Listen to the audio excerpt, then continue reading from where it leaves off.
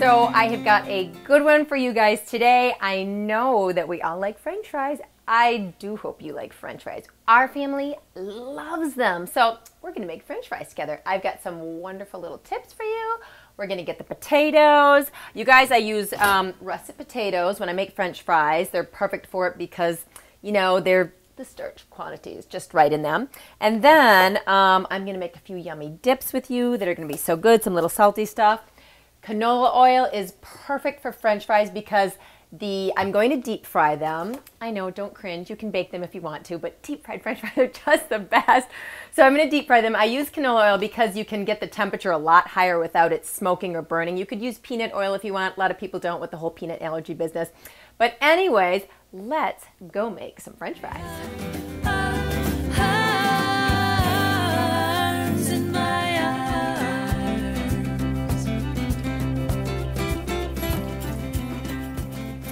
So my potatoes are all beautifully washed, and when I do these wonderful, yummy French fries, you guys, the thing is, you can cut French fries to any size you want. My tendency is to cut them a little bit thicker, and here's why I do that. With French fries, if you cut them really super tiny, like fast food kind of French fries, what happens is lots of oil goes on them. So if you cut them a little bit thicker, you don't get as much oil on your French fries, which is kind of nice. So I try to keep a very consistent size to my fries because here's the deal.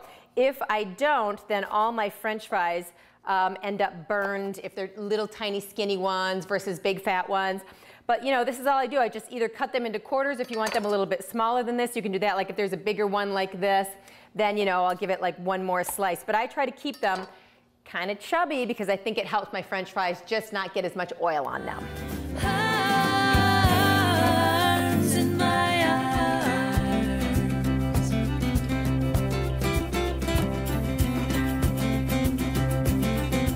So once I've got all my fries cut, this is an important piece, and it will save you hugely when you're actually deep frying your fries. Is fill up a bowl with water, dump a bunch of ice in it, then for about 30 minutes, let your French fries have a little cold bath. You can go have one too if you want. But you know what this is for is, what it does is russet potatoes have a lot of starch in them, which is what makes them really great for deep fat frying and stuff. And when I put them in the water, it will pull some of the starch out of them so that when you put them in your oil the first time, they won't get all slimy and icky. Instead, they'll fry up really nicely. And the cold from the ice is great also because it will allow them to not absorb the oil quite as quickly. They'll fry really beautifully, and that is what you're looking for in a lovely French fry. Okay. So the deal with frying French fries is it's good to have a deep fry thermometer. I use a candy thermometer because it's what I've always had, but if you've got something like that, it's essential. And the reason it is because you're looking for the temperature of between 350 and 375. You want it that hot so that your French fries actually are plunged into a very nice hot oil. And I use my big cast iron pot, which you know I have a love affair going with anyways. But if you've got a deep fat fryer, of course use that. But if you don't, go ahead and use a big pan. You're looking for anywhere from 3 to 4 inches of oil. And I'm going to get mine started. I'm going to watch it so it gets up to 350 to 375.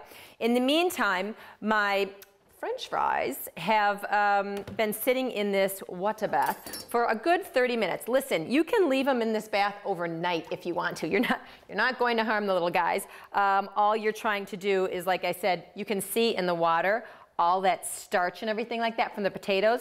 Good to get rid of all that out of the potatoes. So you want your French fries to be really dry when you plunk them in the oil because, it's your classic science project. It will pop if you don't. So really make sure that while your oil is heating up, you really dry your fries very, very well. And if you want to take them out a little bit earlier and dry them off, then go ahead and do that. So while my oil is heating up to that 350, 375 range, I grabbed some paper bags. You can use paper towel, you know, whatever it is you guys have. I ripped this one open. So basically, once they're done cooking, I pull them out and I plunk them on this paper so that, you know, it soaks up some of the oil and everything. The other thing you can do while you're waiting for your oil to get hot is you can prepare some little condiments. You know, I'm gonna do a great ketchup, a little mayo, and, you know, some little funky salt mixture that I think will make them just that much more gourmet and delicious. In my eyes.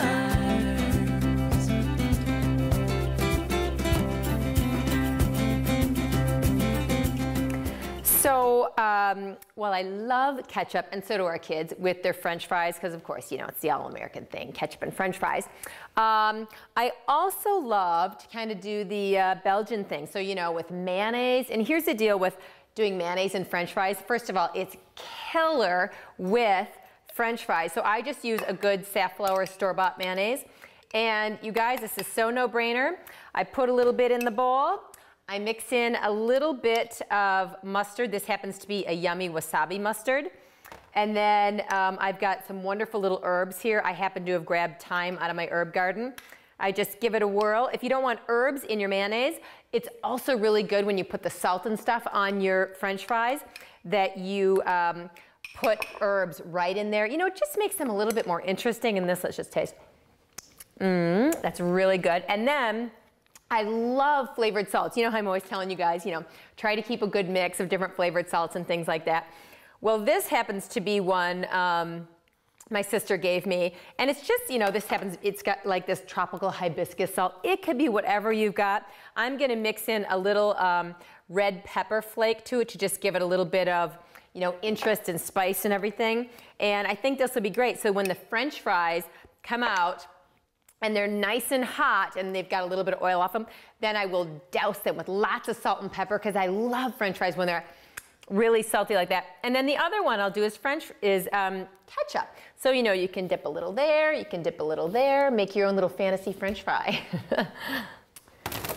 So my oil is nice and hot, and my salt, I just wanted to, you know, one of the things you do when you're tasting these salts is just make sure you've got like a nice balance of spicy, salty, peppery. I put it all in one little pot, so it's really, really tasty.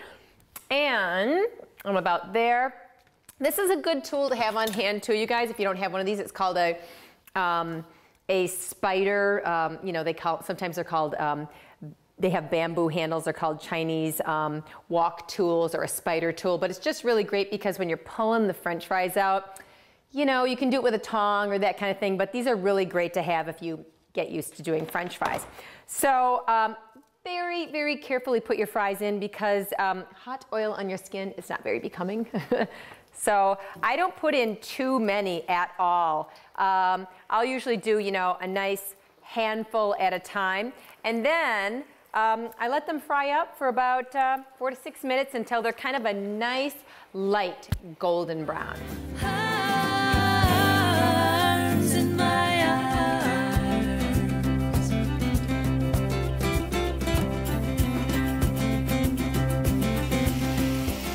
I'm at about 5 minutes right now, and that's usually about where I set my timer. And then I always come over and I'll take a little peek. So for instance, I can tell right now they're really light brown and I want them to just go a little bit further. So I'm gonna let them go another minute or so. You really have to watch them. You know, you might like yours going a little bit further or you might like them a little bit lighter, but since these are really nice and thick cut, I'm gonna let them go just a little bit longer yet. Arms in my eyes.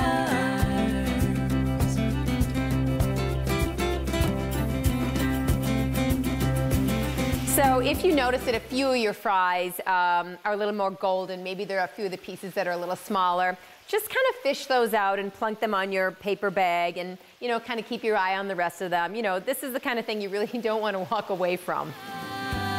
Arms in my eyes.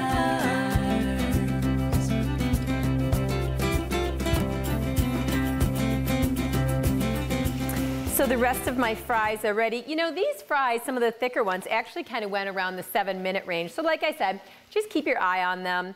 and pull them out. Now, before you throw a new batch in, just make sure your oil got up there again in your temperature and everything else. I let these drain just for a second before I salt them. And my oil does look pretty good, so I'll throw in another batch. But the other thing I want to tell you is if, say, you're making hamburgers or something like that with your dinner, the one thing that you can do is, if you so choose, you can deep fry these again. Now, I know that's a very scary thought, because it is for me too. The idea of something getting fried twice is, woo, big taboo thing here in the States. But you can do it, and the reason you do it is that, your French fries are sitting here, don't salt them then. You go out and you're doing your hamburgers or whatever, they can sit here for 10 minutes or a half hour. Then, just before you're ready to eat, get your oil back up to 375, plunk them back in the oil for like a minute or so, and then pull them out. They'll be ready to go, and they'll be really crispy. So it might be worth a try. And now, okay, so these look pretty good to me. Enough oil, I can tell, has gone off of them. And all I'm gonna do now is just salt them. And I like salting them when they're still pretty hot like this, because I just think it sticks nicely to them. And then, what is so cute about these, so you can see I've got them all salted up, is I have these great little paper bags that I've made. And the kids love them this way because, it's such a cute thing to do. So these are just lunch sacks. And all I do, you guys, is I just roll down the edges. And if you want to just rip the edges a little bit, you can to roll them down. But, it just takes a second to just kind of flip the edges over. See, this one's ripping a little, which is fine. It helps it roll a little bit easier. And then I just put some fries in, which is so cute. And each of the kids gets their own little sack of French fries. And what's a good rule of thumb when you're making French fries is basically think about 1 russet potato per person. And if you really like French fries, I might do 2.